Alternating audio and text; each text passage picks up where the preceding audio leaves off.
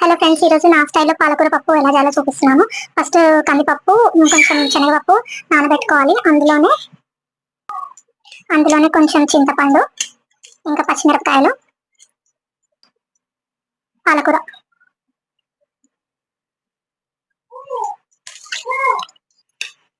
ఇందులో టమాటాలు, పసుపు, కారం ఇవన్నీ వేసేసి వాటర్ పోసుకోవాలి.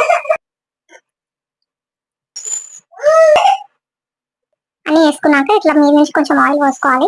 ఆయిల్ పోసుకుంటే పప్పు మెత్తగా ఉడుతుంది అనమాట. జస్ట్ ఒక 1 to 2 స్పూన్స్ పోసుకుంటే సరిపోతుంది. ఇలా అంతా మెత్తగా రుబ్బుకున్న తర్వాత ఆయిల్